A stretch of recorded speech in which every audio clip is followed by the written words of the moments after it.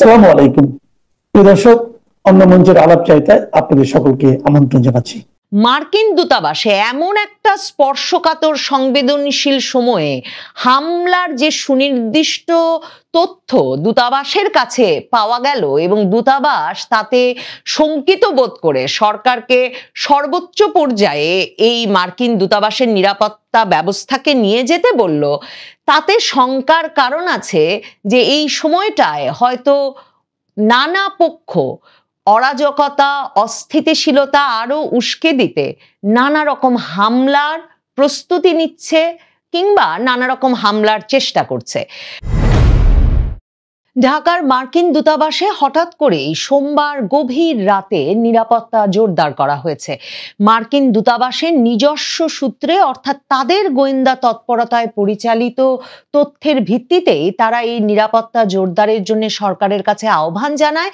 এবং তার পরপরই পুলিশের সবচেয়ে বিশেষায়িত এবং দক্ষ বাহিনী সোয়াট সহ নিরাপত্তা বাহিনী গিয়ে মার্কিন দূতাবাসের নিরাপত্তা জোরদার করে। তবে পুলিশের পক্ষ থেকে এই রাত 2:30টার সময় গিয়ে যখন মার্কিন দূতাবাসের নিরাপত্তা জোরদার করার ফলে তা সকলের নজরে আসে এবং এমনকি পুলিশের ঢাকা মেট্রোপলিটন পুলিশের গুলশান বিভাগের সহকারী পুলিশ কমিশনার আলী আহমেদ মাসুদ নিজে সেই সময় এলাকার নিরাপত্তা জোরদারের বিষয়টি তদারকি করছিলেন, তাকে যখন গণমাধ্যম জিজ্ঞেস করে যে কি তথ্যের ভিত্তিতে তারা মার্কিন দূতাবাস এলাকার নিরাপত্তা জোরদার করেছেন, তারা বলেন না, মাঝে মাঝেই নাকি এমন মনে হয়, মাঝে মাঝে মনে হয় নিরাপত্তা ঝুঁকি আছে, মাঝে মাঝে মনে হয় নাই, যখন নিরাপত্তা ঝুঁকি আছে বলে মনে হয় তখন নিরাপত্তা বাড়ানো হয়। তবে আপনি আমি সকলেই বুঝতে পারি ব্যাপারটা এমন নয়। বিভিন্ন সূত্র থেকে এটা নিশ্চিত করা হচ্ছে যে মার্কিন দূতাবাসের তরফে সুনির্দিষ্টভাবে হামলার হুমকি আছে বলে 3 জন বাংলাদেশি নাগরিকের পরিচয় তুলে ধরা হয়েছে পুলিশের কাছে এবং সরকারের প্রতি এই বিষয়ে ব্যবস্থা নিতে আহ্বান জানানো হয়েছে এবং তারই প্রেক্ষিতে নিরাপত্তা বাড়ানো হয়েছে। দেখুন,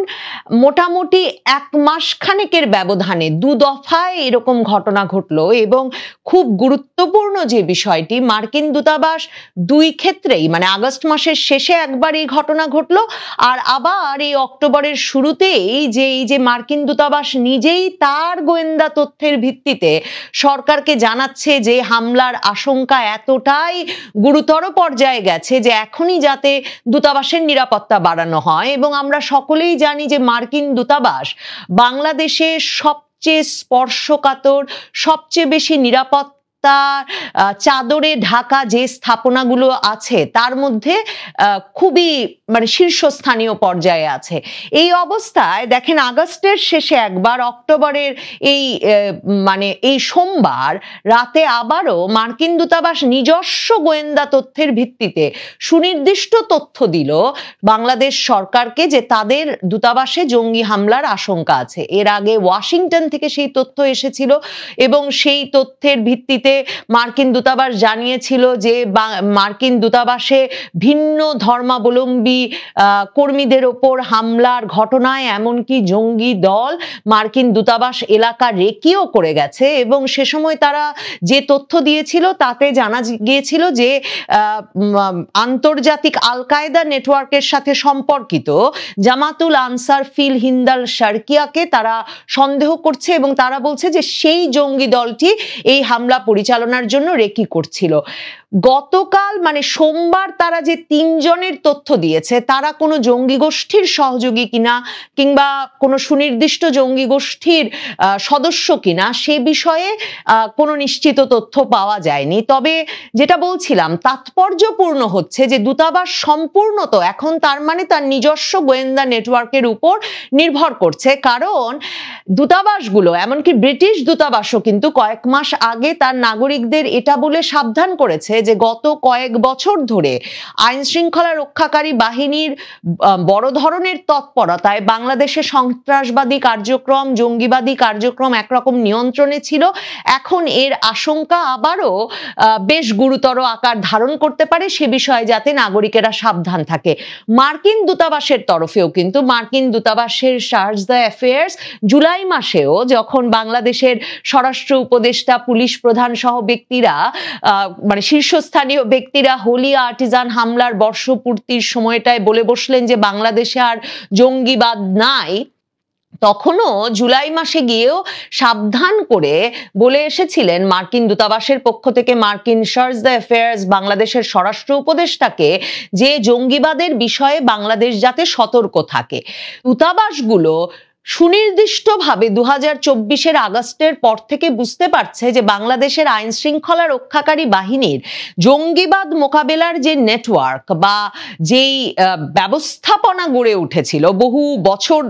ধরে একরকম প্রচেষ্টায়, উদ্যোগী মনোভাবের ফলে এবং ডিনায়ালে না থাকার কারণে, মানে আওয়ামী লীগ সরকার যেহেতু মনে করতো না যে জঙ্গিবাদ নাই, সেটাও একটা গুরুতর ইতিবাচক ভূমিকা রেখেছিল বলে দূতাবাসগুলো মনে করে। এবং মার্কিন যুক্তরাষ্ট্র, যুক্তরাজ্য সহ আন্তর্জাতিকভাবে সন্ত্রাসবাদ বিরোধী অভিযান বা এ ধরনের নেটওয়ার্ক ভেঙে দেওয়ার কাজ পরিচালনা করে যারা, সেই দেশগুলো কিন্তু গুরুত্বপূর্ণ ভূমিকা রাখছিল বাংলাদেশের সরকারের এবং আইন শৃঙ্খলা রক্ষাকারী বাহিনীর এসব সক্ষমতা বাড়াতে। যেমন ধরেন সোয়াড বাহিনীর প্রশিক্ষণে মার্কিন যুক্তরাষ্ট্রের গুরুত্বপূর্ণ ভূমিকা ছিল। তো এই অবস্থায় 2024-এর আগস্টের পর থেকে দূতাবাসগুলো, পশ্চিমা দেশগুলো বুঝতে পারছে যে বাংলাদেশের আইন শৃঙ্খলা রক্ষাকারী বাহিনীর এই কার্যকরী যে ব্যবস্থাপনাটা গড়ে উঠেছিল সেটা সম্পূর্ণ ভেঙে পড়েছে এবং নিজেদের নিরাপত্তা, জঙ্গিবাদী তৎপরতার বিষয়ে নিজে যে খবরাখবর সেটা নিজ উদ্যোগে সংগ্রহ করতে হবে। এবং মার্কিন যুক্তরাষ্ট্র যে ব্যাপক ভিত্তিক গোয়েন্দা কার্যক্রম পরিচালনা করছে বাংলাদেশের ভেতর, তারও একটা নমুনা কিন্তু এটা যে নিজ নিরাপত্তায় 2 দফায় 1-1.5 মাসের মধ্যে তারা বাংলাদেশ সরকারের হাতে গিয়ে খবর দিল যে দূতাবাসে হামলার এই ব্যবস্থা হয়ে যাচ্ছে, এই ব্যক্তি রেকি করছে, এই ব্যক্তি হামলার প্রস্তুতি নিচ্ছে, এই সংগঠন জড়িত। দেখেন এই যে বাংলাদেশে আইন শৃঙ্খলা রক্ষাকারী বাহিনীগুলোর, মানে এখনো যে সেনাবাহিনীর 15 জন সার্ভিং কর্মকর্তা, 25 জন সাবেক এবং বর্তমান মিলিয়ে কর্মকর্তার বিরুদ্ধে যে আন্তর্জাতিক অপরাধ ট্রাইব্যুনালে মানবতা বিরোধী অপরাধের অভিযোগে গ্রেফতারি পরোয়ানা জারি হলো, এই ব্যক্তিদের বেশিরভাগই কিন্তু বিভিন্ন আইন শৃঙ্খলা রক্ষাকারী প্রতিষ্ঠানে, গোয়েন্দা সংস্থায় সন্ত্রাসবাদ বিরোধী তৎপরতায় জড়িত ছিলেন। এই ব্যক্তিদেরকে যে বিশেষভাবে অভিযুক্ত করা হচ্ছে, কারণ 2024-এর 5ই আগস্টের পর যে রাজনৈতিক পট পরিবর্তন, সেখানে কিন্তু আওয়ামী লীগ সরকারের বিরুদ্ধে এবং আওয়ামী লীগ সরকারের সময়ে সেনা গোয়েন্দা সংস্থা ডিজিএফআই থেকে শুরু করে র্যাবের গোয়েন্দা সংস্থা, র্যাব কিভাবে মানে কাদেরকে গ্রেফতার করে আনছিল, কাদেরকে তাদের আয়নাঘরে বন্দি রাখছিল, ডিজিএফআই কাদেরকে আয়নাঘরে বন্দি রাখছিল, কিংবা পুলিশের যে কাউন্টার টেরোরিজম ইউনিট, এই ব্যক্তিদের, কর্তা ব্যক্তিদের যে বিশেষভাবে অভিযুক্ত করা হচ্ছে, তার একটা কারণ যে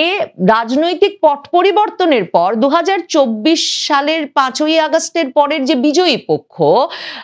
বিশেষভাবে ধরুন জামায়াতে ইসলামী, তারা অভিযোগ করে যে জঙ্গিবাদ দমনের নামে, আন্তর্জাতিক সন্ত্রাসবাদ মোকাবেলার নামে আওয়ামী লীগ সরকার এবং আওয়ামী লীগ সরকারের শাসনামলে আইন শৃঙ্খলা রক্ষাকারী বাহিনী, সেনা গোয়েন্দা সংস্থা, র্যাবের মতো বিশেষায়িত ইউনিট, এরা সকলে মিলে মূলত ইসলামপন্থী রাজনীতির সঙ্গে জড়িত নেতা কর্মীদেরকে হয়রানি করছিল, নির্যাতন করছিল, আটক করে রাখছিল এবং তারা এই জঙ্গিবাদ বিরোধী, সন্ত্রাসবাদ বিরোধী কার্যক্রমের মূল লক্ষ্য বস্তুতে পরিণত হয়েছিলেন, মূল লক্ষ্যে বা টার্গেটে পরিণত হয়েছিলেন। এর ফলশ্রুতিতে দেখেন 2024-এর 5ই আগস্টের পর কয়েকশো ব্যক্তি যারা জঙ্গিবাদের সঙ্গে জড়িত সন্দেহে অভিযুক্ত হয়ে দণ্ডপ্রাপ্ত হয়ে কারাগারে আটক ছিলেন, তাদের অনেককে যেমন কারাগার ভেঙে বের করে আনা হয়, অনেকে তখন পালিয়ে যান, অনেক শত শত এই রকম জঙ্গিবাদের মামলায় অভিযুক্ত দণ্ডপ্রাপ্ত ব্যক্তিকে ঢালাও জামিন দিয়েও কিন্তু মুক্তি দেওয়া হয়। এমনকি আনসারুল্লাহ বাংলা টিমের মতো যেই সংগঠনটিকে আওয়ামী লীগ শাসনামলে জঙ্গিবাদ সংগঠনের জন্য অত্যন্ত গুরুত্বপূর্ণ এবং শীর্ষস্থানীয় সংগঠন বলে মনে করা হতো, তার শীর্ষ পদে থাকা নেতা রহমানী তিনি পর্যন্ত ছাড়া পেয়ে যান এবং তিনি বেরিয়ে এসে বলেন যে জঙ্গিবাদ বলে কিছু আর নাই, কারণ যারা জঙ্গিবাদের সাথে যুক্ত ছিল তারা তওবা করে সঠিক পথে চলে এসেছে। মানে এমন একটা বয়ানের মধ্যে একদিকে যেমন আইন শৃঙ্খলা রক্ষাকারী বাহিনীর ভেতরে যারা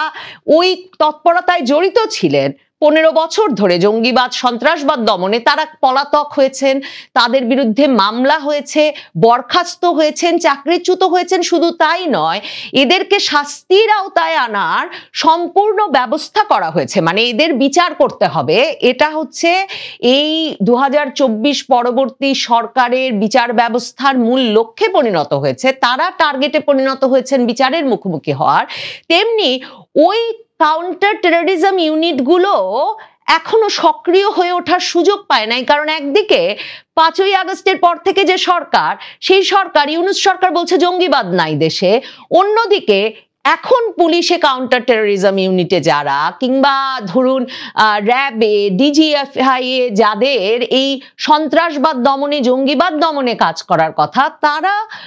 মানে কোনো ভরসা পাচ্ছেন না যে এই বিষয়টি নিয়ে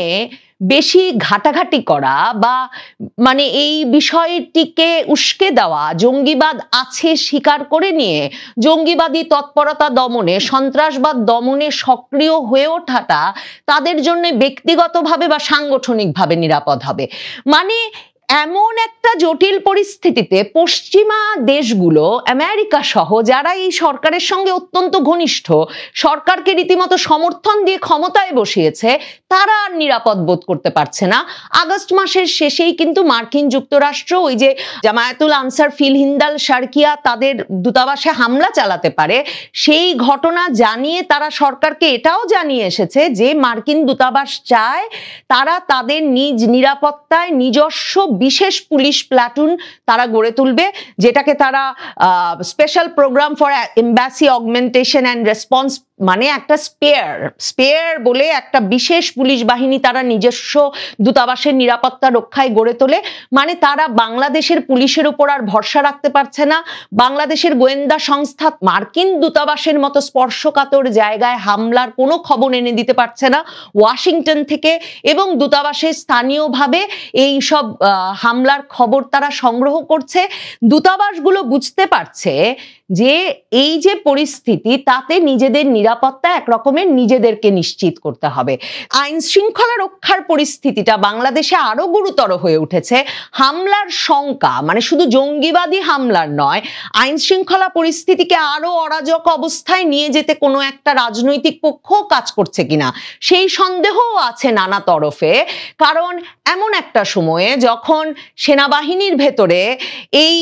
মানে হতাশা, ক্ষোভ দানা বেঁধে উঠেছে যে তাদের বেসামরিক প্রশাসনের নির্দেশে কাজ করছিল যারা, তাদের একটা গোষ্ঠীকে বিশেষভাবে টার্গেট করে মামলা দেওয়া হয়েছে এবং বিচারের মুখোমুখি করা হচ্ছে, তাহলে এখন যারা কাজ করবেন তাদেরকেও নিশ্চয়ই বিচারের মুখোমুখি করা হবে।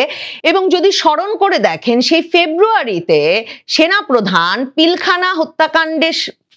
শহীদ হওয়া সেনা কর্মকর্তাদের স্মরণে এক সভায় গিয়ে কিন্তু বলেছিলেন যে দেখেন, যদি সংস্থাগুলোকে আন্ডারমাইন করা হয় তাহলে সেনাবাহিনীর 30,000 সৈন্য দিয়ে তার পক্ষে আইন শৃঙ্খলা রক্ষা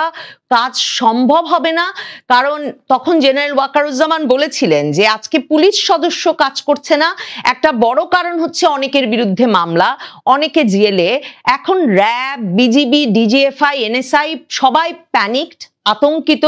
দোষারোপ, গুম, খুন ইত্যাদির তদন্ত চলছে, অবশ্যই তদন্ত হবে, দোষীদের বিচারের আওতায়ও আনতে হবে। কিন্তু সেনাপ্রধান বলেছিলেন যে এমন ভাবে কাজটা করতে হবে যেন অর্গানাইজেশনগুলো আন্ডারমাইন না হয়, কারণ অর্গানাইজেশন আন্ডারমাইন হলে দেশে শান্তি শৃঙ্খলা বিরাজ করবে, সবাই শান্তিতে থাকবেন, এটা হবে না। তো দেখেন, ওই যে আন্ডারমাইন অর্গানাইজেশন হয়ে গেলে দেশে শান্তি শৃঙ্খলা রক্ষা সম্ভব হবে না, সেনাবাহিনী কিন্তু সেনা সদরের সর্বশেষ যে সংবাদ সম্মেলন সেনাবাহিনীর মেজর জেনারেল হাকিমুজ্জামানের সেনা সদস্যদের হেফাজতে নেওয়ার খবর দিতে যে সংবাদ সম্মেলন, সেখানে কিন্তু সেনাবাহিনী ঠিক এই কথাটাই বলেছে যে তাদের মোরাল এফেক্ট হয়েছে, তারা নৈতিকভাবে তারা বিপর্যস্ত বোধ করছেন, মানসিকভাবে বিপর্যস্ত বোধ করছেন, কারণ তাদের বিরুদ্ধে তাদেরকে না জানিয়ে, সেনাবাহিনীকে প্রতিষ্ঠান হিসেবে, অর্গানাইজেশন হিসেবে কিচ্ছু অবগত না করে তাদের এতজন সাবেক এবং বর্তমান সেনা কর্মকর্তার বিরুদ্ধে মামলা হয়ে গেছে। সেনাবাহিনী মানসিকভাবে বিপর্যস্ত। বাংলাদেশের আইন শৃঙ্খলা পরিস্থিতির 2024-এর আগস্ট থেকে যতই খারাপ অবস্থা হোক না কেন, তবু সেই আইন শৃঙ্খলা পরিস্থিতি যে মূলত নিয়ন্ত্রণে রাখছে সেনাবাহিনী, সেটা যেহেতু যেই ব্যক্তিরা বা প্রতিষ্ঠানরা বোঝেন, দূতাবাসগুলো তো বোঝেনি, সেই সব দূতাবাস, ব্যক্তি, প্রতিষ্ঠান তারাও নড়ে চড়ে বসেছেন এই সময়ে তাদের নিরাপত্তার শঙ্কায়। মার্কিন দূতাবাসে এমন একটা স্পর্শকাতর সংবেদনশীল সময়ে হামলার যে সুনির্দিষ্ট তথ্য দূতাবাসের কাছে পাওয়া গেল এবং দূতাবাস তাতে শঙ্কিত বোধ করে সরকারকে সর্বোচ্চ পর্যায়ে এই মার্কিন দূতাবাসের নিরাপত্তা ব্যবস্থাকে নিয়ে যেতে বলল, তাতে শঙ্কার কারণ আছে যে এই সময়টায় হয়তো নানা পক্ষ অরাজকতা, অস্থিতিশীলতা আরো উস্কে দিতে নানা রকম হামলার প্রস্তুতি নিচ্ছে কিংবা নানা রকম হামলার চেষ্টা করছে। মার্কিন দূতাবাস তার নিজস্ব পদ্ধতিতে এসব হামলার বিষয়ে জানতে পেরে সে হামলা ভেস্তে দিয়েছে বটে, কিন্তু বাংলাদেশ সরকার কি যথেষ্ট সতর্ক আছে? বাংলাদেশের আইন শৃঙ্খলা রক্ষায় নিয়োজিত পুলিশ, সেনাবাহিনী তারা কি যথেষ্ট সংগঠিত, মানসিকভাবে শক্ত এবং আত্মবিশ্বাসী অবস্থায় আছে এসব হামলার গোয়েন্দা তথ্য সংগ্রহ করে সেসব হামলা ভেস্তে দেওয়ার মতো ব্যবস্থা করার মতো উপযোগী অবস্থায় কি সংস্থাগুলো আছে? নাকি সংস্থাগুলো নিজেরাই নিজেদের বিরুদ্ধে নানা রকম তদন্ত, মামলা, দোষারোপ এবং মবের ভয়ে একরকমের আতঙ্কিত অবস্থায় আছে? হামলার আশঙ্কা সম্ভবত সে কারণেই এই সময়টায়